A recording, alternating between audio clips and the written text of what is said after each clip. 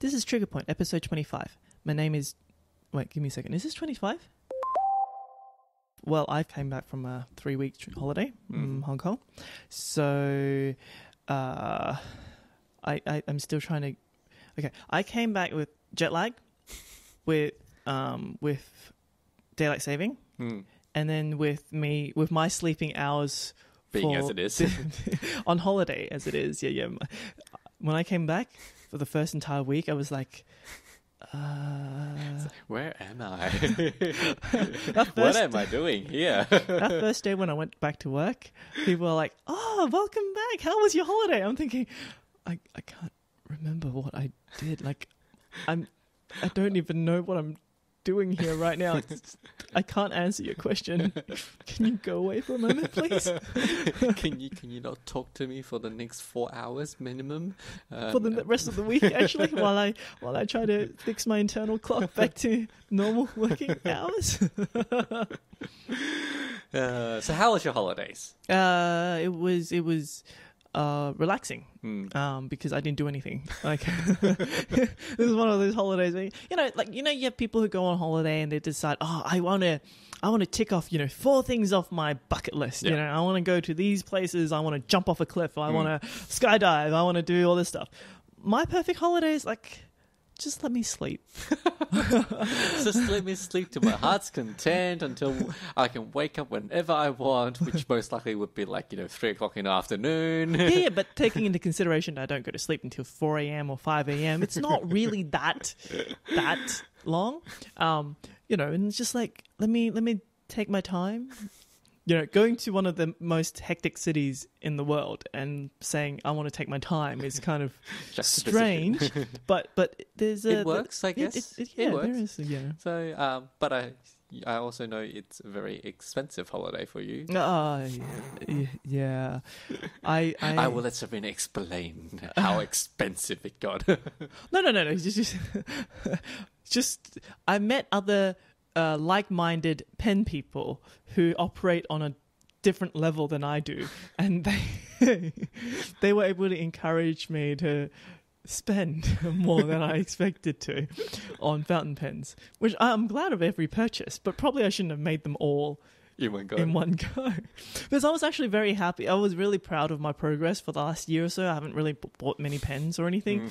And I think it's because I haven't. Therefore, my self-control was like, I haven't bought one in a while, so it'd be fine, right? Or like, hey, I'm on holiday, it'd be fine. Or like, it's like, what other chance would I have to get this? This is limited edition.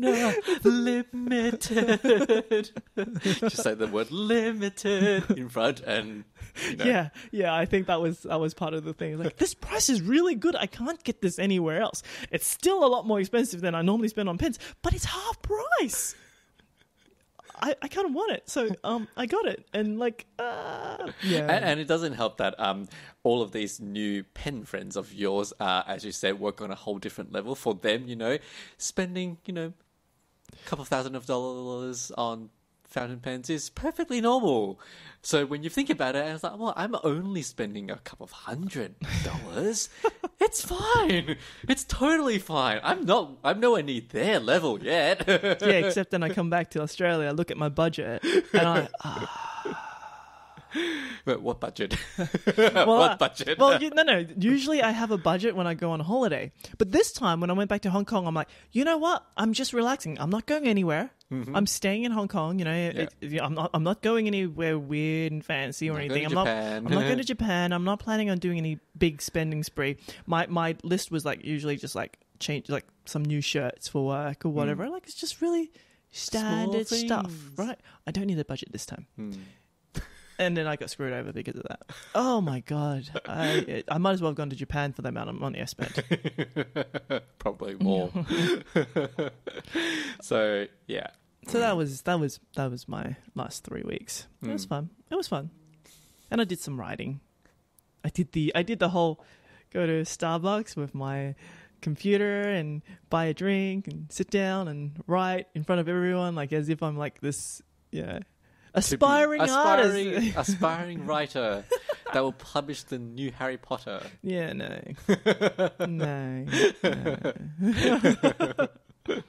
But how was your month? Like, what have you been doing in the past month? Me? Nothing. You did stuff. It's very sad. I always feel like, whenever you ask me that question, it's like, so Peter, how much have you been doing? What have you done that's interesting?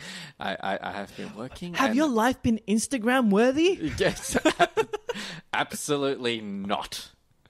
I can't believe how sad my life has been now, especially now that I need to I'm more than halfway through my Leo Cousins. It's just I have what? Leo Cousins is where I do my legal practice. Oh, thing. okay, yeah, okay.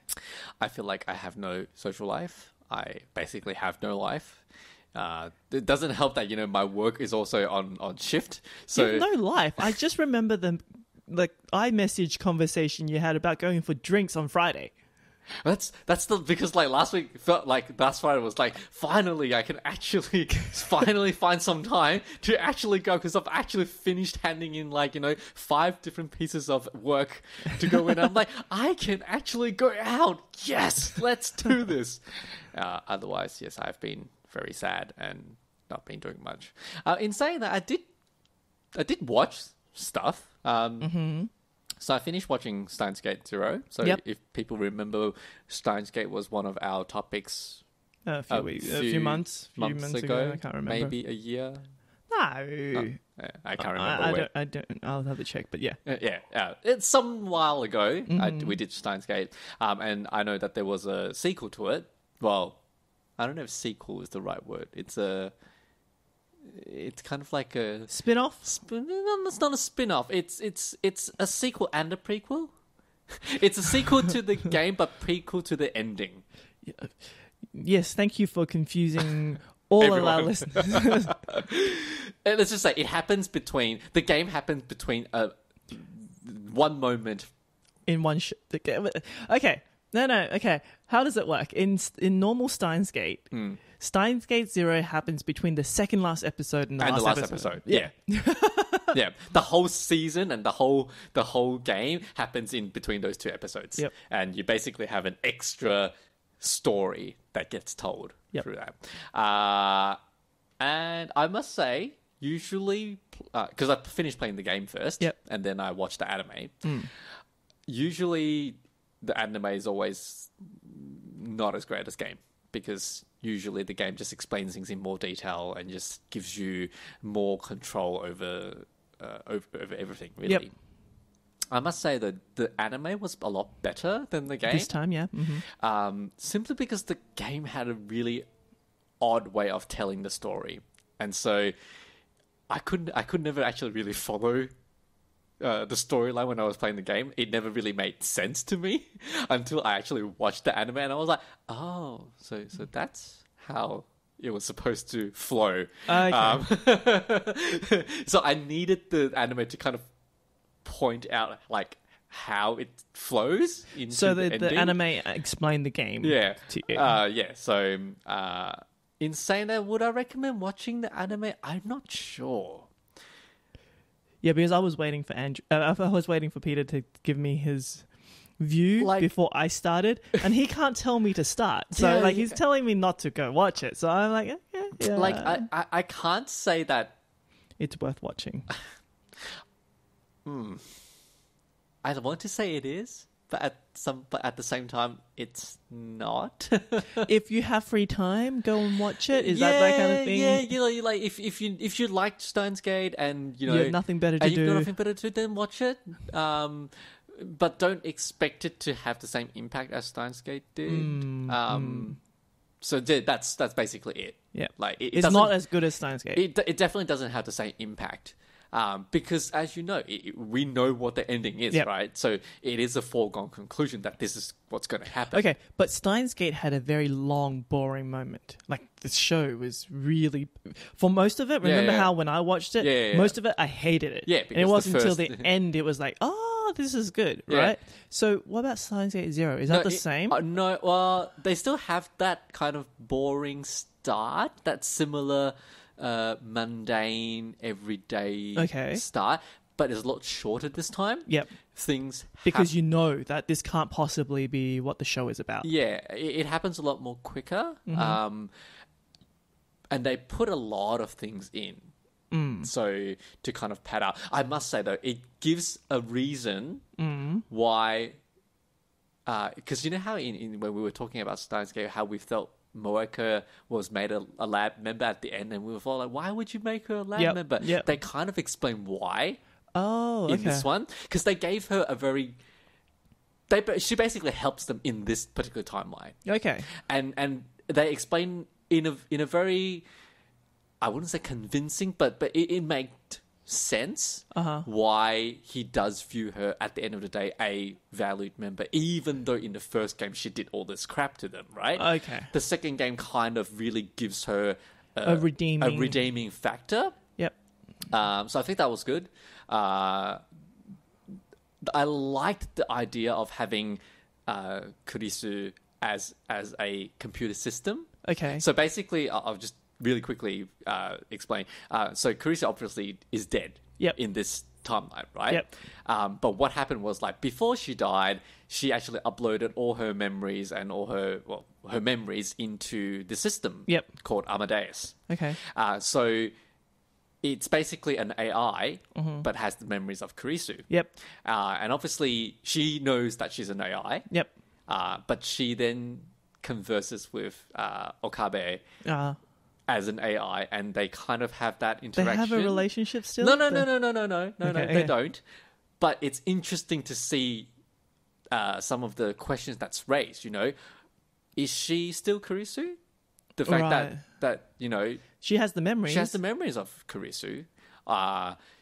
You know, what makes, you know, someone... You know, someone like, you know, does the memory create that person? Yeah. Is it all and there she's is? still having new experiences. And she's still having new experiences. That's different to the other Kurisu now, right? So it poses some very interesting questions. And I liked how they delved into that a lot. Yep. There were, but in saying that, the story did jump very unexpectedly in this anime. Okay. And it got a bit confusing. Okay. Watching it, which is why I'm hesitant to say, like, definitely go watch it. So yeah. Okay. But anyway, so I watched that.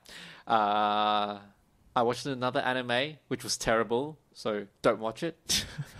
Okay. It's called Terraformars. Okay, I'll put it in the link to tell people not to go and watch it. Just don't. It's just terrible. Okay. I don't think I don't even want to tell what it's about. It's basically giant cockroaches are running Mars. Sure. That sounds very interesting and like definitely not something that you would want to watch. Knowing how your love of cockroaches. Well, if they manage to migrate every single cockroach on this planet to Mars, you would love and we never have to step on Mars again, that might not be a problem. But yeah, so that's the only two things I've managed to watch in my limited spare time. Okay, let's get on towards our actual... Oh, no. We need to do a recap first. We have to do a recap. Okay, so apart from these two shows, you actually watched one more thing. That's right. Yep. We finished watching Mr. Sunshine. Yep. And as you guys would remember, Mr. Sunshine was our topic for last episode. Month. Yep. And when we did the episode, we haven't finished it. Because the show wasn't actually finished. Yep. And it is now finished. And we finished watching it. Yep. And so let's just recap and see what we got wrong and what we got right in our previous episode. Yeah. Okay, so because the show hadn't ended in our last episode, we made predictions on what we think the ending would be like. My prediction was that everyone would be dead. Mm-hmm. Everyone would be killed. The only people who would be left alive would be the two kids, and they would represent the hope riding of Korea. Off into the sunset. Yep. That didn't happen. It happened. It kind of happened. It kind of happened. The two kids kind of were the New Hope and riding off into the sun. They didn't ride anywhere. They didn't ride anywhere. They did survive, but they didn't ride anywhere. They stayed stuck in the mud, fighting the supposedly good fight, which by this point we couldn't care less about. Yeah. Peter's predictions was that the only person who wanted to die or who expected to die would not die, and everyone else would.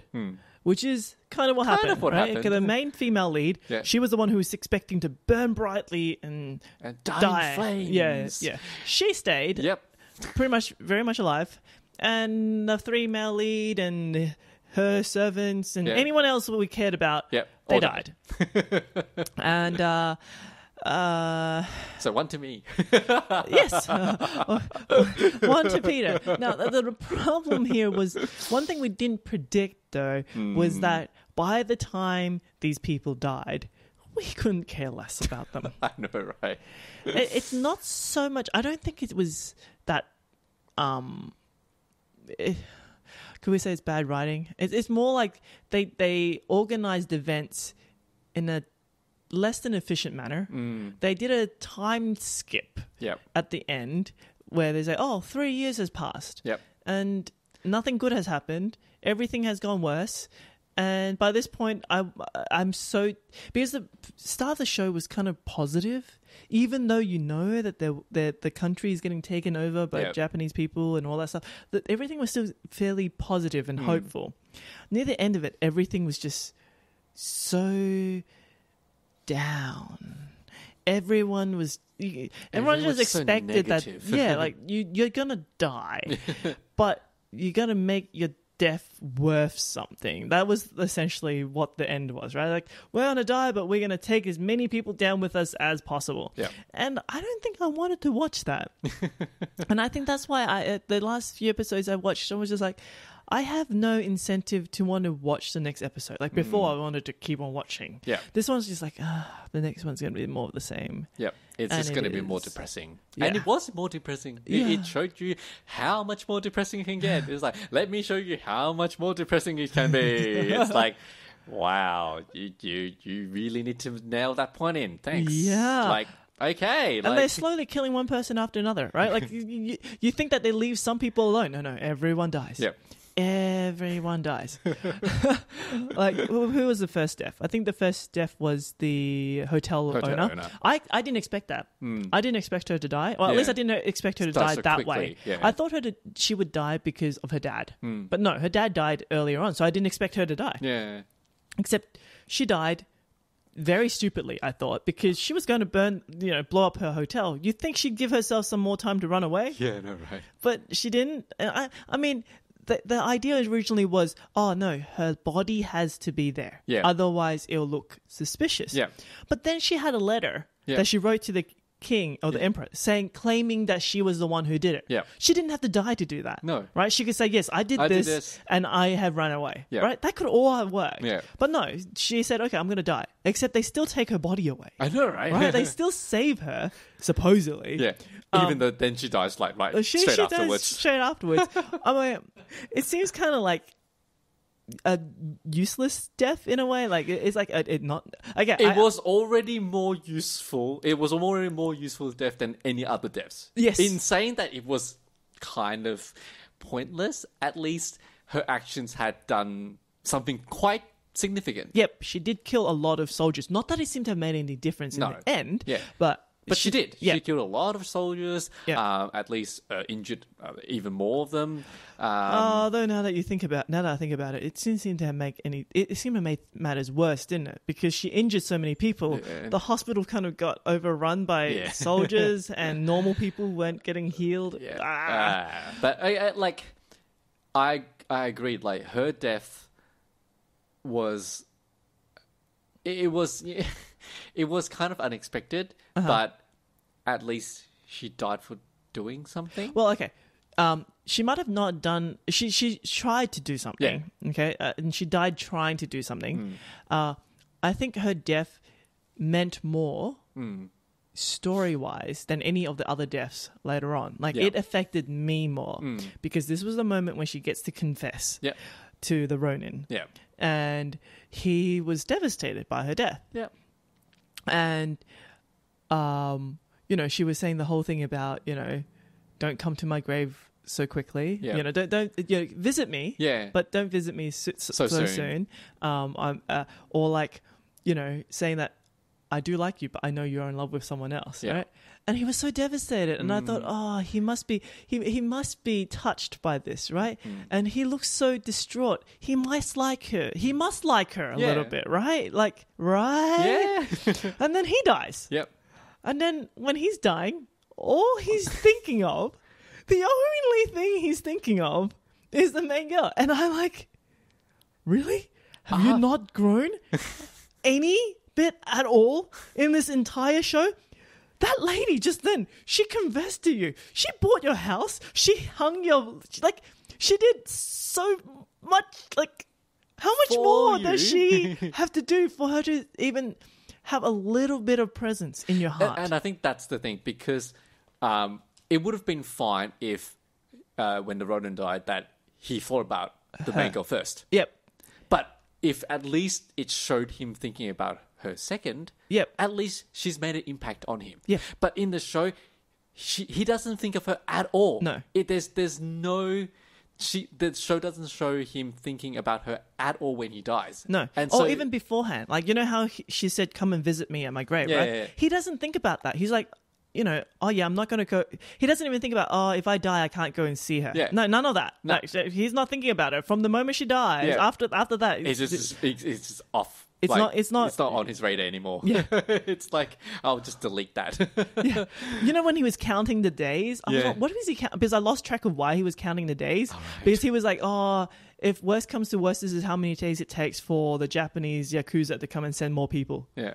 And I lost track of that's what he was counting. I'm like, wait, was he counting the number of days before the main girl comes to see him again? Was he counting the number of days before he could go and visit the woman at her grave? What is he counting? It's like, oh, right. He's counting the days until he dies. And what does he accomplish with his death? Does he manage to kill the main Yakuza boss? No. Nope. Does he manage to eradicate all Yakuza presence from Joseon? Nope. Nope. Does he... Nope, nothing. No, I can't think of anything. It's like, what did his death accomplish? Zip, No. nada, zilch. Yeah, did he save his friend? Nope. The second in command? No. He just managed before he dies to realize his second in command was also dead. Oh, okay. There was... He manages to take down a few lackeys with him. Yeah. It's like, yay, go you. Well done. I was looking at it, I'm like, why? Why is this happening? I don't understand what I'm watching. What is this supposed to make me feel something? Because I don't feel anything. I just feel kind of angry. I guess that's what they were aiming for, maybe. Like, I'm angry that he doesn't even care about the hotel owner at all. Like, she doesn't exist. And then that mute girl, also, No. zip, Zip. nothing. No, the moment, you know, she disappeared from the show like 5 episodes ago, and she's never heard of again. I'm like, okay. Yeah. Right. So his death was quite disappointing. We Yep. were like, that's just like, it was a waste. It was very artistic. Oh yeah. They spent a lot of time on it. Yeah, they spent a lot of slow motion and watching him swing his sword. I and thought there was killing. some point to it, but Yeah. there was none. And they had that little bit at the end when they were dragging his body away, And he was walking down the and you see his kind of spirit walk away. And I thought, was there supposed to mean something? I don't know. I don't see anything. But then you have the, was it fiance, the newspaper guy. Mm. His death was like even less like, I'm like, wait, Like- he's dead now? Well, he gets captured, he gets knocked around a bit, And then he dies. and then he dies.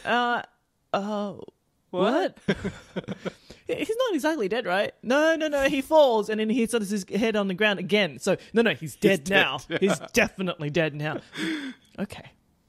Again, what did his death accomplish? I have no idea. No, but the thing is, my problem with his death was they could have made it important. Because just before he dies, right, he Buries all this He stuff. buries all this stuff, buries Documents photos, and stuff. documents, telling people who were the traitors that betrayed Joseon. Yes. Right? So he has all their names, all their details, and what they did. And the put photos of what the Japanese soldiers were doing to Joseon people, like the killing, the mass murders, so all of that. All of that. He has written it down. He's got, put them as photographic evidence or whatever, right? Yep. And he knows that these things can't be shown out. Yeah. So he buries it. Yep. Okay. So I presume hoping that one In the day future, yeah. someone can, reveal it Yep. to everyone, right? And at the very least, you'd think, when he dies, Someone digs it up. Someone digs it up. Well, at the end of the show, they symbolically raise this up from the dirt to say, and now people can know what happened back then. At least then his death would have made some sense and would have had some meaning to it. But the show doesn't do that. Nope. It completely forgets the fact that he's buried these things. Yep. It wasn't even mentioned again. Maybe historically these documents exist, and like people who understands Korean history would know, oh yeah, these are the documents that, whoever found or whatever, right? But I don't know about that. I don't know. And I'm not going to check through Korean history just to see whether that was correct or not, or whether something happened to it. I want to know now. Yeah. Like, I want to know as a person watching this show to have, give me my ending. Give me the ending for this guy. Because you're just saying, well, now he died. And all he did was probably for naught. And no one knew he died either. No one knows where he went. No one was there when he got picked up by the Japanese soldiers, right? You don't even see his parents. What are their reactions? Yeah, like you don't see his mother. Yeah. Did his mother die? We didn't know what happened to his mother. We only saw his dad, like in the last scene, like or something like that, right? I don't understand what's happening to like. You had a really perfect scene where the three guys were together, supposedly for the last time. Not that the show told you that this was the last time. So we didn't get to appreciate the scene for what it was. It was the final reunion moment of the three. Yeah. You just watched this and you thought it was one of the many scenes in which these three people interact, which is already strange as it is, because there's been a 3-year gap that these three people haven't met each other for a while. The Ronin and the American guy, they met and they've been talking multiple times, but for some unknown reason, they never talked about the newspaper guy, nor did they let the newspaper guy realize that the two of them were back. Then they do, like they meet up in the bar. They have a friendly moment. It was fantastic. We watched it. It was great.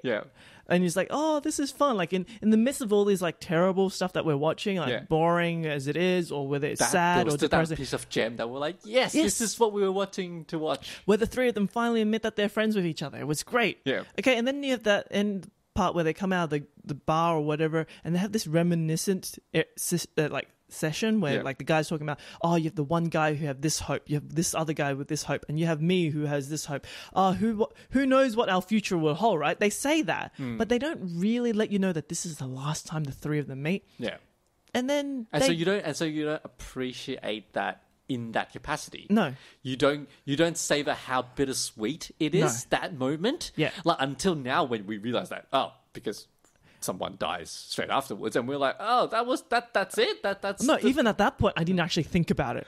Not until the whole show was finished. Like, wait a second, that was the last moment. I was, damn it, I didn't actually get to. Yeah, you didn't feel that bittersweetness. No. Because you didn't know that was it. Yeah, like the show didn't give you that indication that this is the last time that they will ever get to basically be camaraderies with each other. Yeah, that from this point onwards, they're just going to go off in their own directions and die. Yeah. Which is exactly what happens. Yeah. And so as viewers, we're kind of, because we didn't know that, we just thought, surely they'll be back together and they'll have another moment. But they don't. They just die in stupid scenarios. The main guy's dying didn't make me feel anything at all. Like, I'm like, okay, you guys are stuck on a train and there's Japanese soldiers. I guess the best way is to I have one bullet left, so I'm going to uncouple the train with my one bullet and then use my body as a shield to block them from shooting you. Yeah, like, okay, everyone stay in the back of the train. I'll make sure all the soldiers are in the front of the train and decouple the two of them. Yep, and I'll get shot in the process. Yep. Smart. Yeah, there's just certain things. But even before then, though, the problem I had was, well, as you said, we didn't care about them anymore by that time. No. So whether he survived, whether he died, it was really of no consequences. No. Like, it was kind of like, oh, he died. Okay. I think it didn't help that with the two of them, their relationship anyway, there was a lot of back and forth. Like, because they admitted their feelings for each other so early on. Yeah. Where can they go? Oh, well, they admit that they like each other, but they also understand that because her sense of duty to her country was so strong, that's what he was fighting against. Can he convince her to leave the country? No, that's an instant no. Yeah. So where can you go from there? Okay, so he will leave his country and fight for her country, but it's a losing battle. So, and because of the time frame and the time period in which they're in, there's no touching, there's no kissing, there's no intimacy. There's no intimacy. There's no public displays of affection. So all we have for the whole entire second half of the show is just like glances, smiles, staring longingly at each other. Not even that. Yeah, actually, they did it because they're always surrounded by like other rebels, right? Like they're not gonna like moon over each other in front of everyone. All they have is just like they look at each other and kind of like just look. They're like, I get to see you now, because this show was giving so many stupid reasons for the two of them not to be together. The thing that you really hated, right? The fact that, my god. he does all the stuff for all these rebels, and he's proven time and time and again that he's on their side for them. And when he asked, okay, can I join you guys? The people go, no. You're a foreigner. We can't trust you. Yet we ask you to do all these things for us because basically we trust you, but not trust you enough to let you join us. Just because that makes sense in the fact that we can now separate so you guys can't see each other. That is literally all that accomplishes, so that they can't see each other. So to make you go like, oh, they don't see each other. Oh my god. I couldn't. So he has to live in the city and she lives in the mountain ranges somewhere with the other rebels. I don't know. It made no sense whatsoever. Like, I just didn't feel any spark between them at all. Like, I'm just like, okay, just get the story over and done with. But okay. In saying that, I still think it's worth watching. Because I still think that the moments between the three guys and the fun parts between the guy and the girl when they were first, discovering their feelings for each other, I found those things to be fun. And because endearing. I never expected the ending to be good in this show, because with this kind of storyline, they can't run off into the sunset. Yeah. And because they have to be historically correct, they can't save Joseon. Not like that anyway. No. So knowing all that, all those happy parts in the movie, in the TV show, never really relied on them having a happy ending. So in saying that, I still think you can watch the show, enjoy the parts that are enjoyable, and then just not care about the ending, because I just didn't care about the ending. Like, I didn't hate it. It's just I just wanted to see how it ended and then finish it. Yeah. See, for me, I probably wouldn't suggest people watch it. I think because I also felt that the relationship was a bit draining a bit earlier on. So for me, I think probably halfway through the show, I already kind of felt like, you guys are dragging on and you're not really going anywhere, and nothing's happening. And and because I also expected, even though I don't expect a good ending, I expected the ending to be sad. I expected it to be terrible, but I expected the ending to also touch me. Yep, and that didn't happen. Yeah, but because none of the deaths meant anything, like they all died for really stupid reasons. Yep, and it's kind of like you don't even. Why did the servants go out into the city to get shot by the soldiers? They didn't need to be there. No, they didn't need to die. I don't understand why they were there. In saying that was actually one of the few deaths that we did both find endearing. Oh, because I was crying so badly on that. I'm like, oh no. See, of all the characters that were important at the very end, none of them were the mains. No. Or it was all the side characters that were kind of like, oh, they died. Like the two servants, and they basically said to each other, we've never held each other's hand. Let's hold each other's hand now. And just before that happens, they die. Of course, we knew that was going to happen, but it was you see that coming. No. And then they die, and then they still try to hold each other, but they're too far away, and it just never. God damn it! But why didn't I feel anything like that for the main guys? Like, I felt that's why I felt I don't want to recommend this show to other people, because if I felt so little about the main characters at the end, like, was the show actually successful? I don't think so. Okay, but knowing how effective the servants' death were in making me cry, if they were good at their job and made me care about the main character's death, I'd probably still be crying. Yeah. And I don't know whether I want to do that though. But at least then I'll be like, you need to watch this because of, it's so good, and your heart will be wrenching, and, you'll be bawling your eyes out. For me, the last 2 episodes was literally a chore. I was like, I need to finish watching this because I need to comment on this.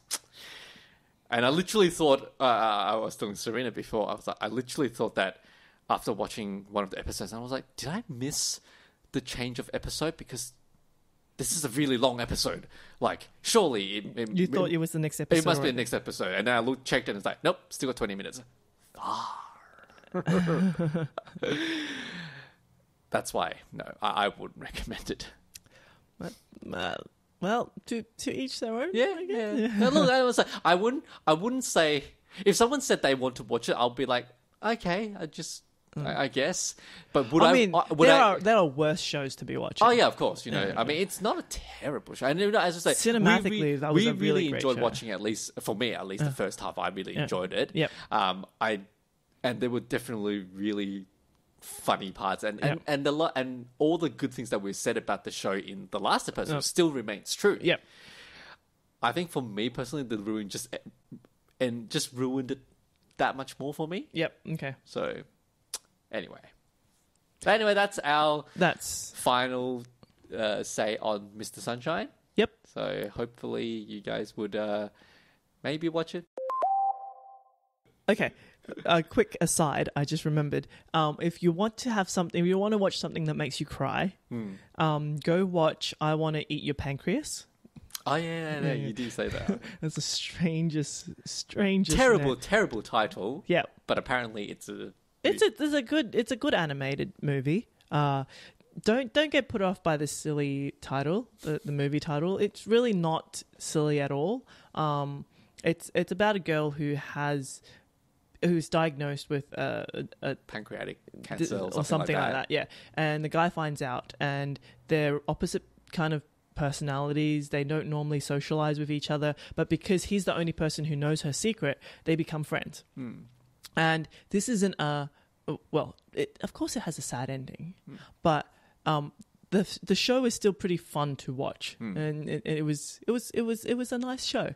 Like, would I say it's on par with Your Name? Probably not, because Your Name was really good. Yeah, but this one was still a very enjoyable watch. Yep, and highly recommended. And take some tissues with you. Okay, let's get to our actual main topic. Yep.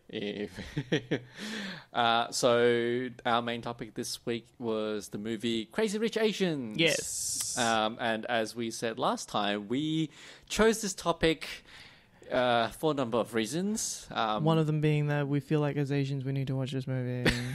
We feel obliged to support this movie. Yeah. So we did. Yes.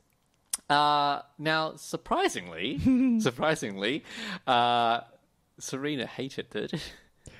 Hate is such a strong word. Like, do I want to waste that much effort to hate this movie? No. I don't think that's worse, isn't it? I couldn't even be bothered hating it. It was that bad. Look, as a rom-com, like, I watched a lot of rom-com in the 90s and stuff. Yeah. This is wow, they really couldn't think of anything original, could they? In saying that, I do recognize that halfway through the show, while watching this, I was like, hey, you know what?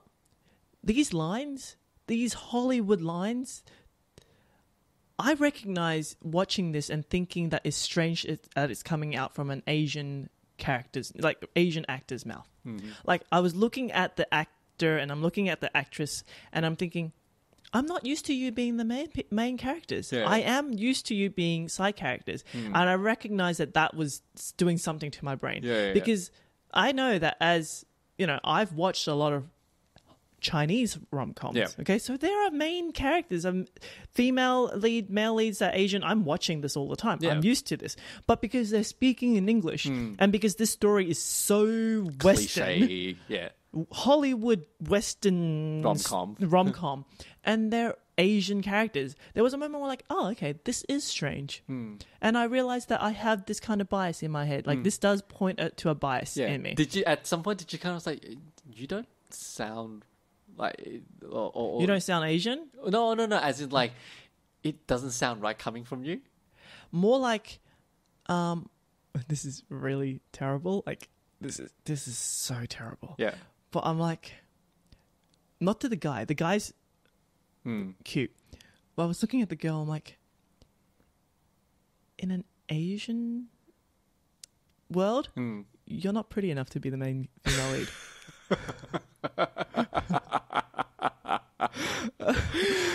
It's really, really terrible. It really is, right? Like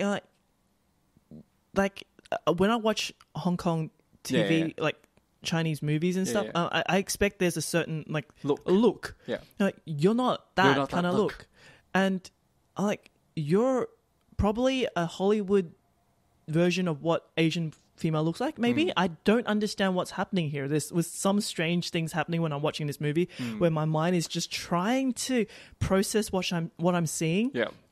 So it's got nothing to do with the storyline. Yeah, okay. Yeah. As I said, the rom-com by itself was just normal, bland. Yeah. It was just my mind trying to work out what I'm seeing. Like, this is not an Asian movie because she doesn't fit what I would expect a female lead to look like in an Asian movie, and in a Western movie, she's not wide enough to be. So I'm my mind is just trying to. I don't know what I'm seeing. My mind's just constantly trying to work out this puzzle. I'm like, what am I doing? What is like? Oh, okay. And then there's like this meta thing happening where it's like, oh, so my mind is trying to work through this thing. So I thought it was nothing, right? Oh, so it's an all Asian cast. What does that mean? It's like, oh, okay. So my mind is trying to like. So obviously there's something is happening, right? Like, so it should be a thing. Like there should be more Asian Hollywood shows because apparently it does make my mind think in weird ways. So terrible things, right? Like they're not good things, but it makes me question certain things, and I think that's a good thing from that point of view. Yeah. Apart from that, the show was just like Okay. So surprisingly, as I was saying, because when we first talked about doing this show, Serena was the one who was like, we need to support it, and it's we still need to support it. I was the one who was really hesitant to watch this, and I was gonna like, oh my god, this is gonna be terrible, gonna be wasting my life for like that 2 hours. I surprisingly enjoyed it a lot more than I thought I would. I'm not saying it's good.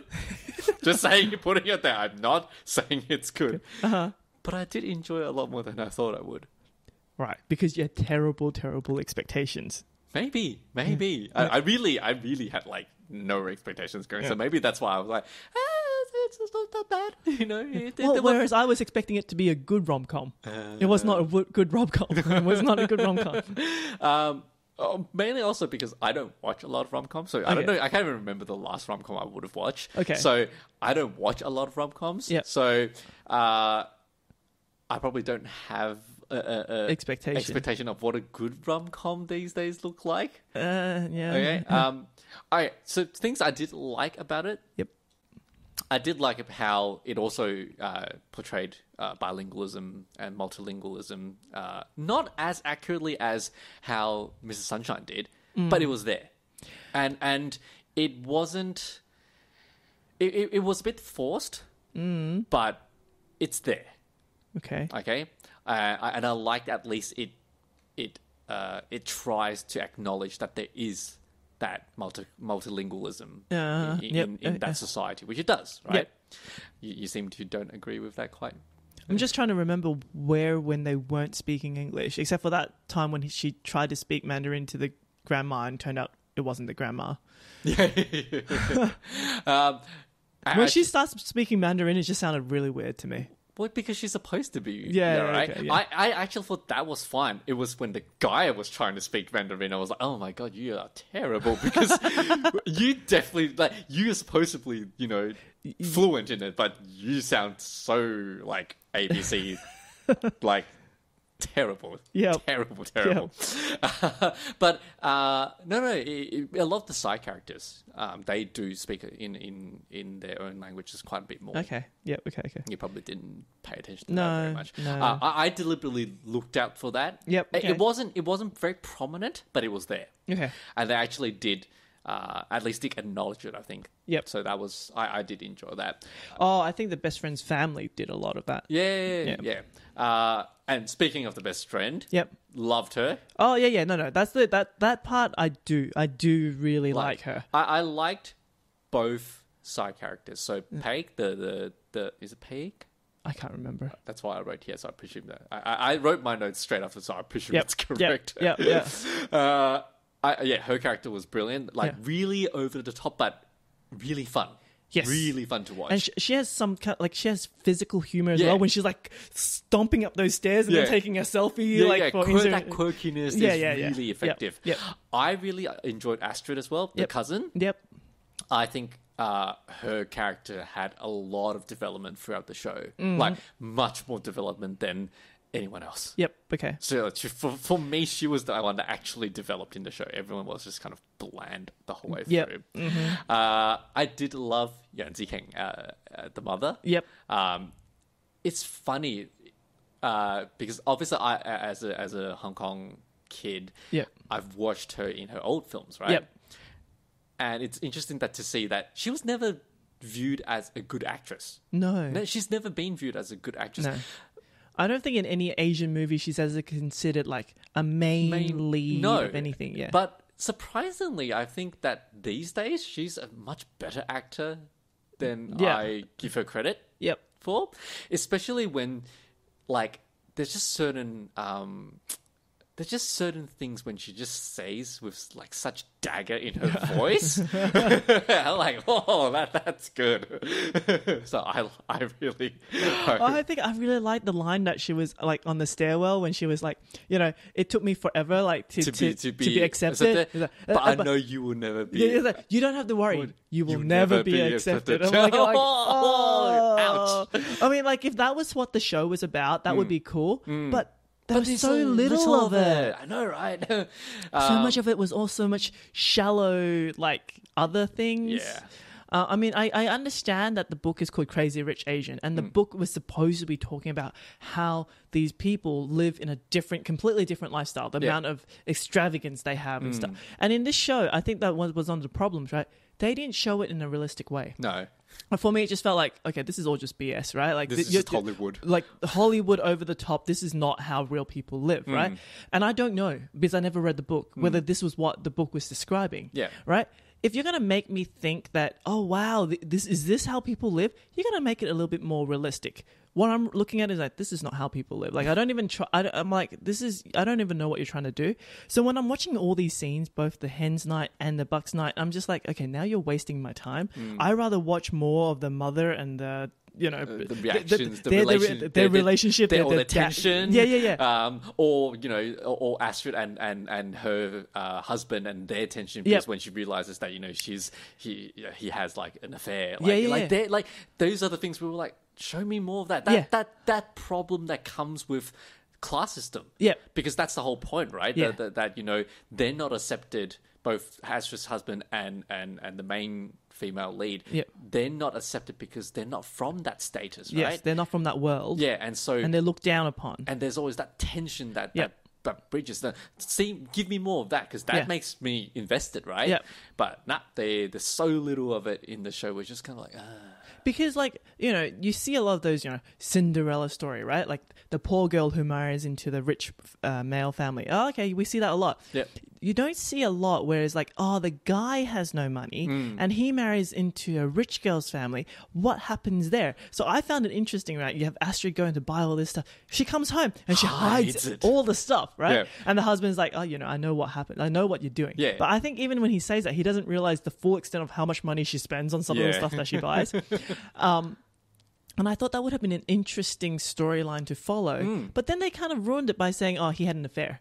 So then it's kind of like, okay, now we don't have to worry about what he was thinking. Yeah. We don't have to worry about like any of the things that he was tormented about or any of the struggles he was going through, because it's like, well, apparently he just gave up, right? Yeah. He just went and found someone else. You know, that was it meant That- nothing, yeah. right? And I'm like, oh, okay. But I guess in some respect that's also Expected? expected and realistic in some ways. Maybe, but they kind of like... But I know I agree in this is that it was a big missed opportunity to Yeah. kind of delve into that relationship, or at least give us a reason to see why he had to do what he did. What he did. Like, show me why he just couldn't Take it. take it anymore and was basically forced to have an affair. Yeah. Like show me that would have been much more interesting. as Because a they were saying, storyline. okay, we see how the cousins treat him, right? Yeah. We see how he's constantly getting talked down upon, Yeah. and how he's working hard to have a company, Yeah. to build his own company. We all see all that, and then afterwards we see he has an affair, and then when they have the argument, he was saying, "You were never around, right?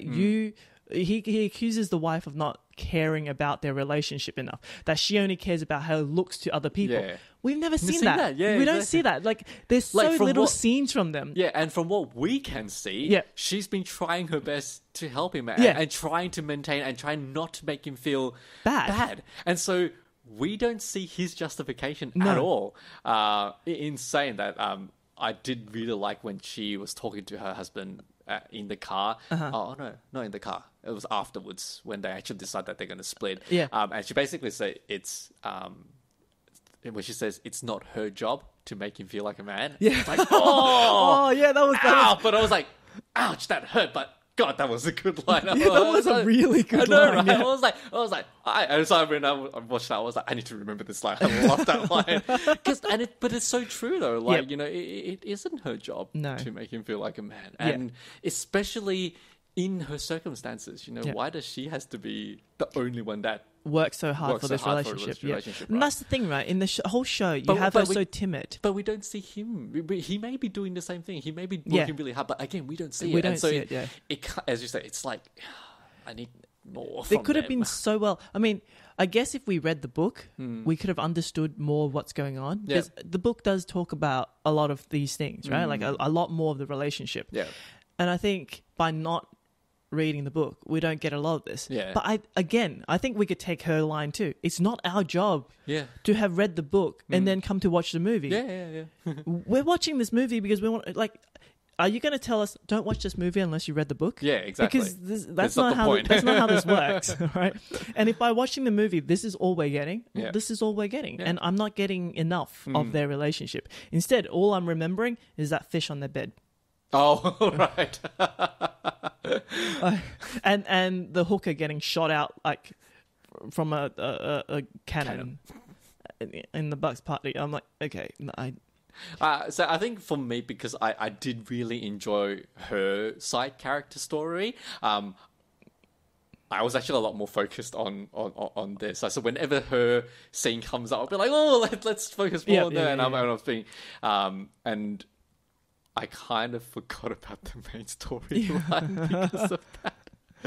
That was terrible. But unfortunately, the main storyline was so cliche and bland and boring. There was nothing going for it. Like, No. there really was nothing going for it.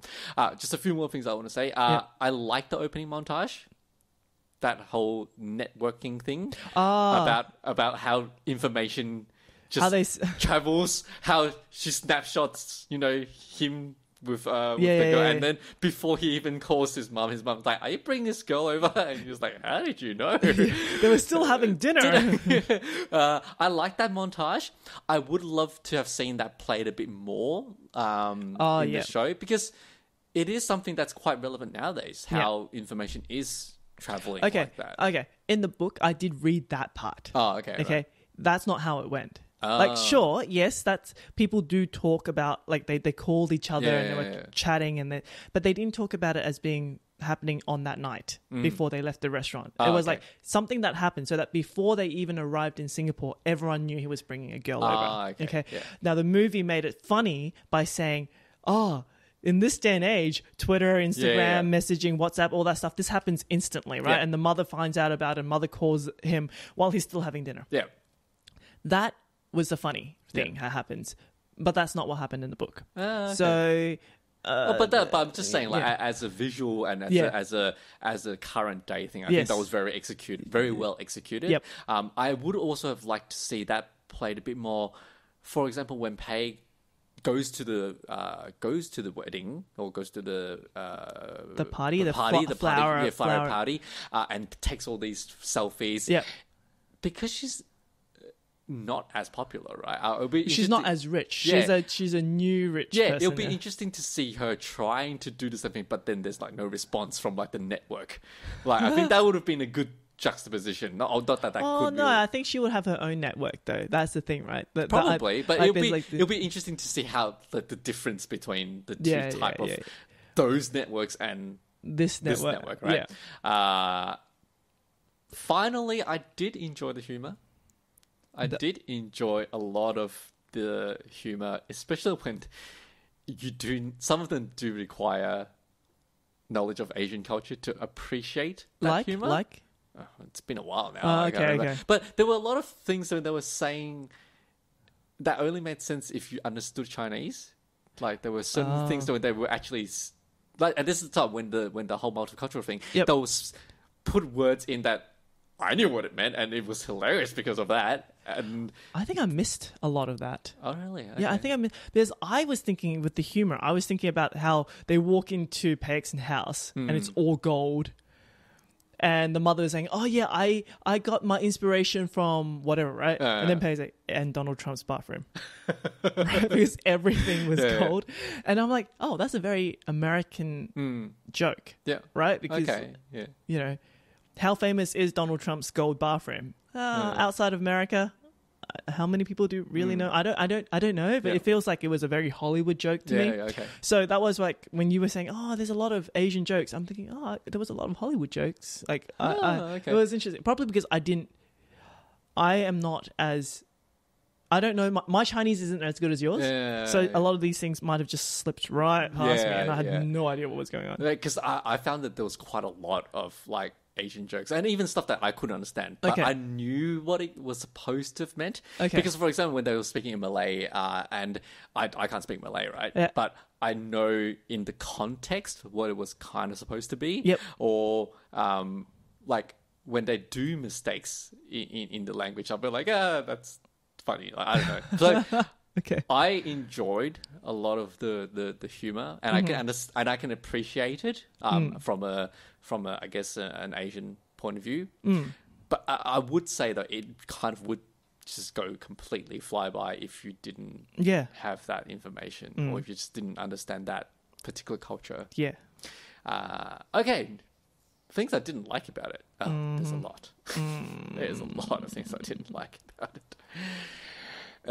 So yeah, as I said, story could not be more cliche. There was no surprises. There was no twists. No. Okay. The one thing I because I know one of the main characters in the show, and he was the best man. No, he was the groom. Oh yeah. He was the groom. Sorry, yeah. Nick is the main guy who's the best friend. Yeah. yeah. So I the groom is a guy I actually know in real life. Yep. Okay, his scene with Nick, the main guy, was so bad. You mean after the Bucks night when they escaped? And they were sitting on, on a floating raft, and they were just talking, and I was like cringing. That was an information dump to let you know, hey, these are the stakes for this guy for Yeah. liking the girl. You I know, right? Let me he- tell you everything. It's like, seriously, is that how you talk to your best friend? Like that's how. as if he didn't realize himself. You wanted this job before. Like, Yeah. before you left for New York, you wanted to come back to Singapore and work for your family in case no one else realized Yeah. that. So now that you like this girl, you don't want to come back to help your family. Instead, you want your family business to go to your two idiotic cousins, like if we don't know. Right? Like as if the guy doesn't realize it himself, right? It's just all this info dump. It was so bad. Like, that was such a poorly written scene. Like, and it was painful. Like, there was actually a lot of painful scenes in the show, unfortunately, and that was just one of many. I also felt that it also felt like in the whole show, Yeah. Nick set Rachel up to fail.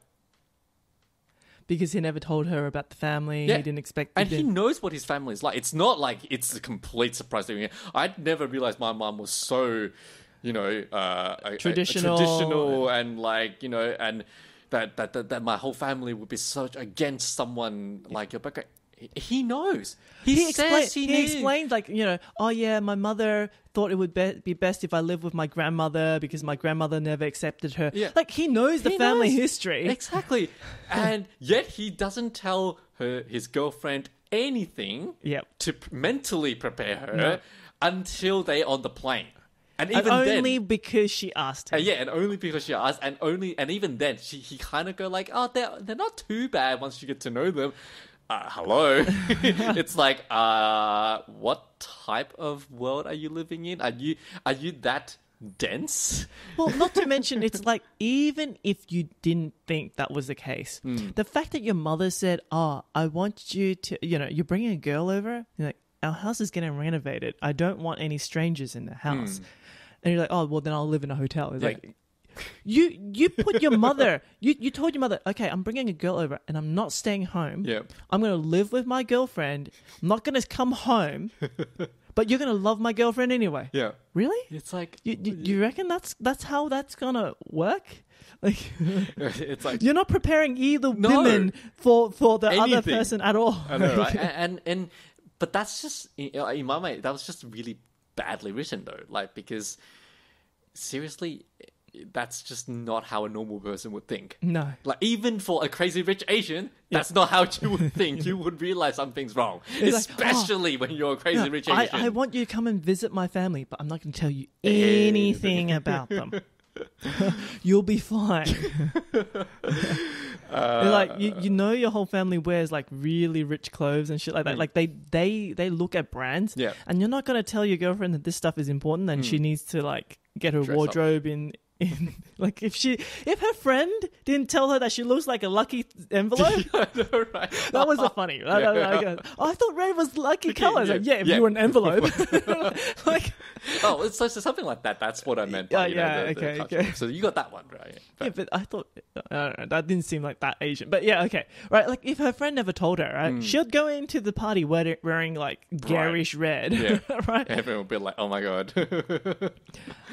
So one of the things I didn't like about the show was that the ending, okay, this show being all like, it's an all Asian cast, it's a very Asian show, it talks about Asian stuff. The ending is still very westernized, right? Like they said it at the start, right? Like mother said it, right? Oh, it's all about following your dreams, isn't it? Like for you people who were raised in America, it's all about following your dreams, not caring about the greater good, only about your individual dreams, right? So in the end, you don't care about your family. You don't care about your family. You don't care about the family business, all that kind of stuff. So in the end of the movie, what happens? The son's like, you know what? Screw the family business. Screw the family business. Let me look. Who cares about what job I have in New York? Which apparently in the book he has a job. Okay. In the movie they don't mention it at all. Okay. So from my point of view, it seems like he just bums around in New York doing crap all, right? Yeah. So what is he going to do? Oh, I'm going to let my idiotic cousins take over the family business. I'll fly over to New York to go with the woman that I love because love trumps all.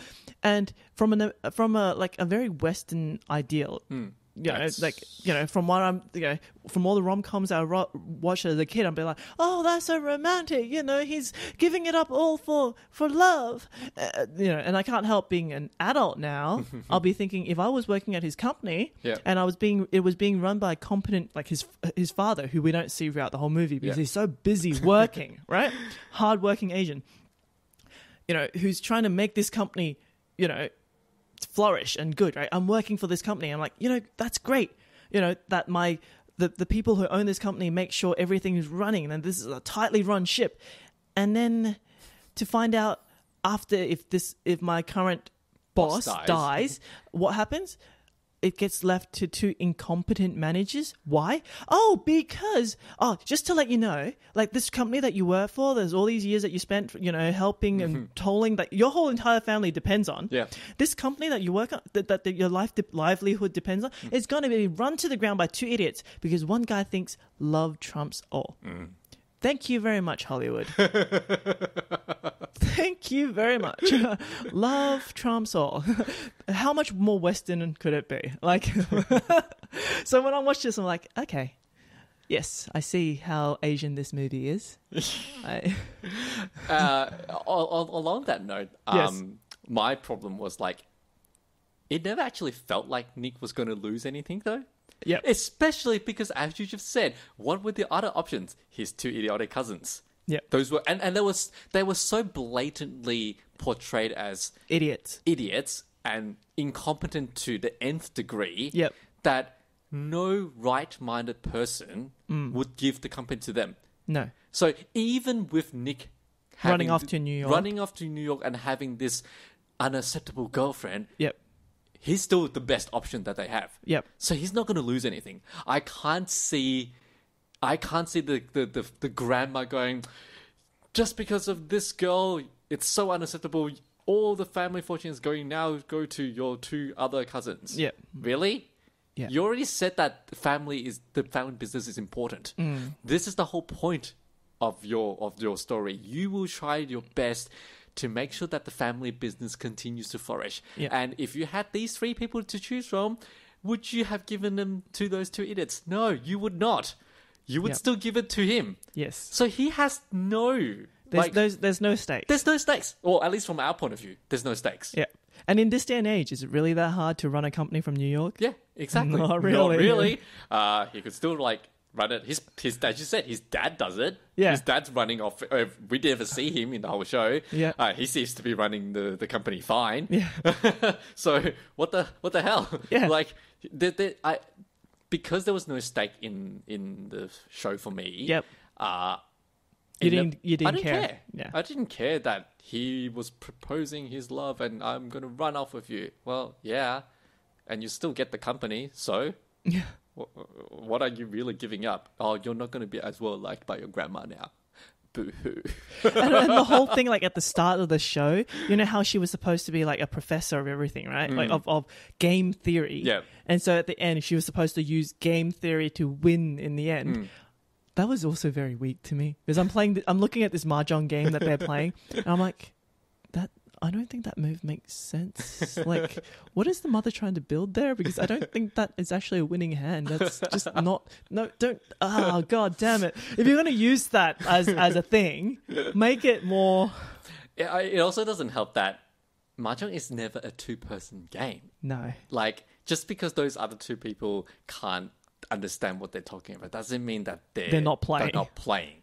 It's not just a game between you two. No. You can't just say, I'm just going to maneuver it so that I can show you that I will let you win, but I could have won as well. Like, Yeah. People who knows how to play mahjong and we do, Yeah. it's not like that No.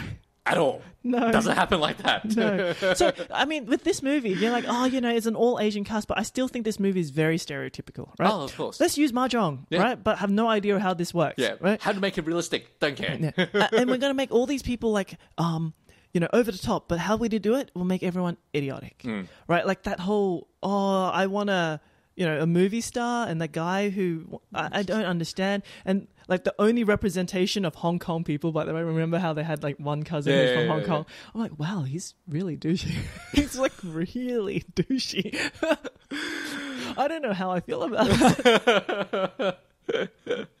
See, he would have actually been an okay character to say he would have taken over if they would just give him a bit more characterization and not just the front. Yeah. Like, no, be the front and be the, I'm going to put up a front and the family, my wife knows this is a front. Yeah. But at least make that a competent front. Yeah. So that you would say like, he's still okay.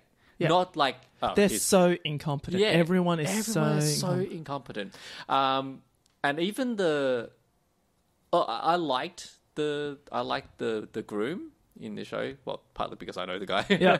But he was okay, actually. Yeah. I didn't mind him. His fiance, though, or his wife, I had a lot of trouble with her character.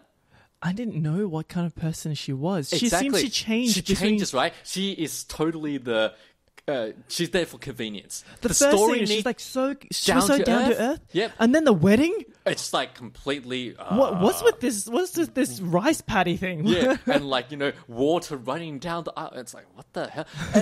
It doesn't make sense. She's not internally consistent. No, she is literally there because the story says, "I need her to do this." She's now. down to earth. And why the hell is the hen's night? Yeah, so over the top ridiculous. Yeah, like. And she doesn't realize that her other bridesmaids put a dead fish in the other girl's bed. Like, and I didn't understand why the main girl didn't go to hotel security. She said, I didn't want to let them win. How is you digging a hole in the beach in the middle of the night to bury this dead fish? You winning. You can't sleep in that bed. It smells. And if you didn't tell hotel security, when you leave, it's your fault that the room smells like that. Yeah. Right? Like, that doesn't... Just saying that one line, don't tell hotel security because I don't want them to win, doesn't make sense. No. It doesn't justify any of doing that. Whatever you just did. It's like... It's vandalism. And there's like no security in the hotel. Like, how could people just walk into your room and do that? That's just... No. There's just Nah, yeah. What other things that I had issues with the show? There's still a lot of things I had issues. But you have a lot of notes there about what you don't like about the show. Yeah. I think we kind of talked about this. We don't really see the other side of Nick. Like he's actually very one-dimensional as a main character. Oh yeah. Like the story never explains why he is like he is now. Like why does he love her? Like what? Okay, not only why does he love her, why is he not like his cousins in the sense that he's still brought up in this really affluent surrounding. Okay, no matter how well educated you are in some respects, if you're brought up in that environment, to more or less extent, you expect him to have some form of that mentality. Yeah, they should all be same in some ways. Yeah, you can't just go by like, oh, he's just a really nice guy. Yeah. To explain everything. So why are your cousins all dicks? Like, what changed? What's the difference? Yeah, what's the difference? Like, or at least show me if they show me that he does have that side, but he just tries to hide it. I would be interested. Like, if it's like, the cousin, he lives with her in the apartment in New York, but he has all these like really fancy brand names that he just kind of like hides away. Like something to show that he is actually and like, especially since the best friend said, before going to New York, you really wanted to take over your family company, right? Yeah. You were the perfect son. Yeah. And so then you went to New York and something changed? Yeah. Like, really? Falling in love with a woman is enough to make you say, you know what? I don't care about this lifestyle anymore. Like, how? Yeah. What? Like, show me something that makes him a crazy rich Asian. Just because now you're just telling me that he's crazy rich. I don't see from any of his actions that he's actually crazy rich Asian. Like, why? How could his whole family be like that and him not be exactly? Like that? And I think that's why another thing is like, it just doesn't make sense in a story. Like, you need to show, if that was the point you were going, that he is a really down to earth, like, you need to give me a reason to believe he is like that, not just say, here's my premise, you have to go with it, because then that's just bad storytelling. Yes. So what are some of the other interesting things you find about this show? Neither things that you like or not like, but just other interesting things. I think the most interesting was when I went and watched the movie. Yep. It was pretty crowded. Yep. The crowd was fairly mixed in terms there was a lot of Asians, there were a lot of Western females, guys. Yep. There was actually a lot more guys than I thought they would be watching this one, I think. But how invested in the show these people were really threw me off. Uh-huh. Like, every little thing that they did had like squeals and screams, and everyone were like, "Oh my god, it's so like," and I'm just looking at going like, oh, as I said, I didn't mind the movie. It was better than I thought, but I was like, shit, like, is it that good? Like, am I missing something? Because there's certainly, don't you guys see the problem with this show? Like, because there's a lot of fucking problems with this show, right? Do you guys not see this? Are you guys all blind? But apparently not, because all of these people are like, oh, he's so good, and oh, she's so strong, and oh. I wonder how many of these people actually read the book. Because I have noticed, like, when I go to watch a movie that has a book, especially young adult books, right? I've been into a movie where I'm watching it. I think it was one of the City of Bones movie. I think the only City of Bones movie. Yeah. I never read the book, right? I watched it, and I think when the main guy character came out, I seriously had like 3 16-year-old girls sitting behind me squeal when he came on screen. And I'm like, really? Like, seriously? Like him? Nothing happened. He just came on screen. Really? You're going to squeal? Like, and then when there was the kiss, there was more screaming. And like, this is not a good movie. No. There's no there's no chemistry between these people. Stop yelling. So I'm just wondering whether it's the same with this movie, where it's like they read the book, so in their mind they're seeing things that we're not seeing. Yeah, they've already pictured something in their head. They have more info than us, right? Like the characters are more fully fleshed in the book. So when they're watching it, they're seeing not what we're seeing. Probably. But yeah, I was just really, really surprised by how invested everyone, and this wasn't just like, and probably it wasn't just like a few people here and there. Yep. This was at least 50% of the cinema. Oh god. So you can imagine like my surprise that, you know, I'm like so that's like me and my two friends who were watching it. I was just looking at each other and I was like, is it us? Like, are we just that jaded at like these things that we just don't see why it's the thing is, when we're in a movie where we feel the same, when we're part of the people who have, when we're invested, we enjoy it, right? When the whole cinema is like, we're all invested. But when you're not, you're like, is something wrong going on here? What is wrong with these people? True. Never actually thought about that way. You must sound if because we have, right? We've been in movies where like, it's so cool when everyone else, you know, they're all like geeky like us and we love the same scenes. And then there's surely some people that are like, oh God. Yeah, what is wrong with these people? They just move very slowly and quietly. And we might be able to escape without the mob getting wind of us. Okay, final thing that I found interesting. Yep. So obviously Crazy Rich Asians was a film that was really applauded for being multicultural and using a full Asian cast and everything, right? Mm-hmm. It was really interesting because this was from a Western perspective. Yep. This was all from Hollywood and how great it is, right? Yep. The amount of backlash Yep. that it had in Singapore and Malaysia, depicting how bad it was at depicting multiculturalism, because basically the whole film actually only showed Chinese. Yep. Yes. It was and 99% Chinese with the 1% like of other ethnicities either being guards. That was actually quite terrible. Yeah. Or not worthy to be even shown at all. Like it was 99% Chinese, right? Yep. There were no other culture in there, really. And it's true. Like I've been to Singapore and Malaysia heaps of times, and that is not what generally it looks like, right? Yeah. And actually, you did mention it is the crazy rich part, so maybe the crazy rich part is all Chinese, maybe.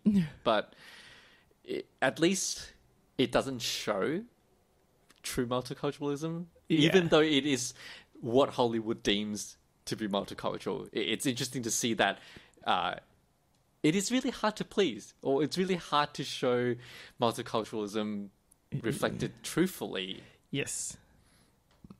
I just thought, that was it's just interesting to see a different point of view about how one thing can be so applauded and be so criticized at the same time. Yes. And I did think that was quite interesting. Anyway, so to end, you obviously did not like the show.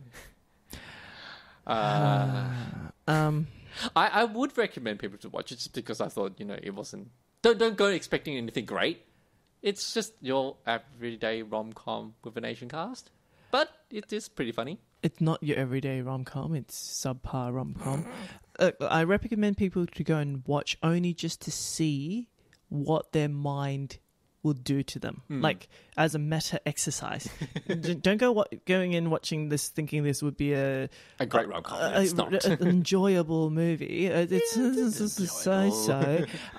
But like, just see what kind of biases your mind shows you. Like you know, like my mind is like, oh, like that's not what I expect. Certain things to happen. This is not the kind of characterizations I expect. You know.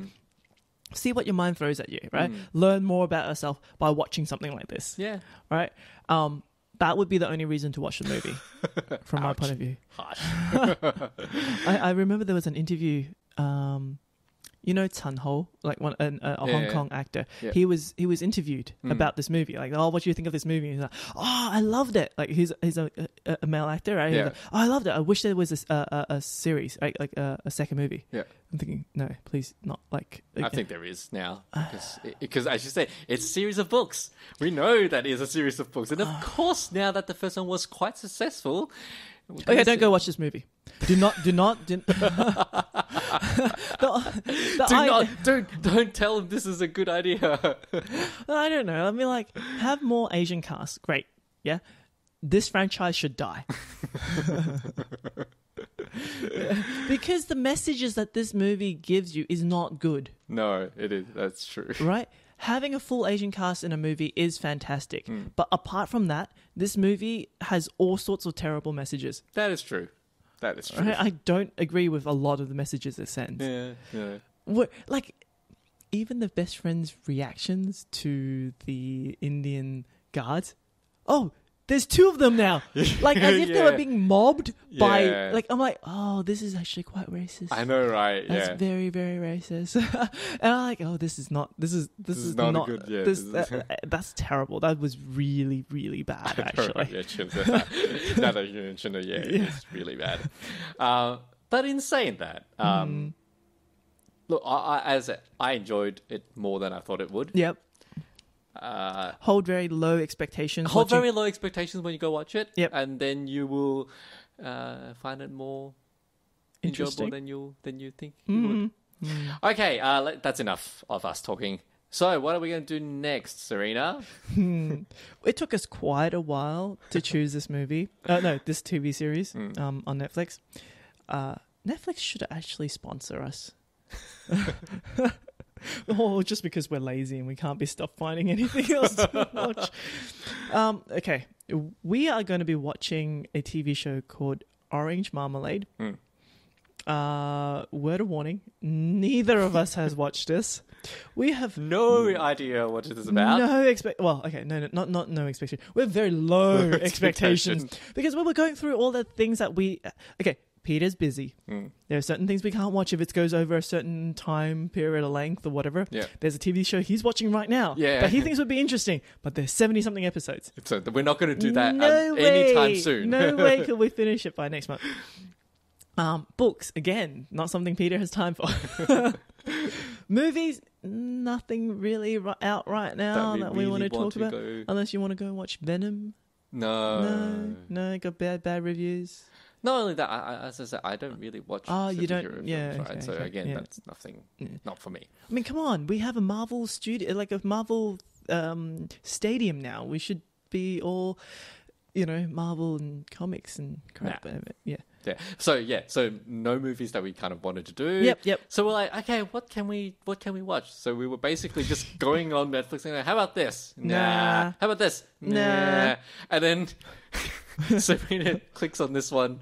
The name Orange Marmalade reminds me of a different anime, right? Yeah. Like, I thought this was a live version of a different kids anime kind of thing. And I clicked into it, and this is the description was, and I wrote this down so it's verbatim. In a world where vampires are discriminated against by humans for centuries, a time-transcending love story unfolds between two unlikely people.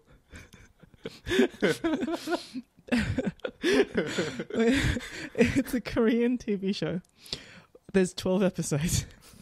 5 episodes. We had a look at just at the thumbnails of the episodes. 5 episodes are in like olden day Korean period piece, and like the remaining episodes are like current modern time. day. The fact that it's about vampires. and star-crossed lovers, this will be fantastic. So yeah, word of warning: we do not expect this to be good. This can't possibly be as bad We as some of the expect stuff this we've to be bad. We expect this to be so terrible that we'll be like coming next week and go like, "Oh my god, I can't believe I had to watch that." But it was also one of the things that like I decided to let's take the plunge. Yeah, because it was. But I didn't expect Peter to say yes to this. I was just like, oh my god, I can't believe I just clicked on this. I don't know what it is I'm looking at right now. And Peter's like, oh, I need to come and look at this right now. Like after I told him the words, I need to see this. And we're looking at these like, look, the fight scenes Seems pretty good. interesting, but apart from that, nothing else looks good. But we're going to watch it anyway, because how bad could it possibly be? Oh, touch wood. I mean, if this doesn't work, like if 3 episodes in, Peter calls me and says, hey, this is just, I can't, like, or I call him and say, no, like, this is waste of electricity. Yeah. We could go and watch, something else, I guess. Like I was saying, like, was it To All the Boys I Loved Before? Yeah, right. That's like, we've got a few other options that we could do. Yeah. But we decided let's try and do something completely random. Yeah, because normally when I suggest stuff to Peter hates them anyway. And when Peter gives me stuff, he does it to torture me. So let's just have something that neither of us think we're gonna like. Yep. we'll get. And then we can both gush how much we hate this.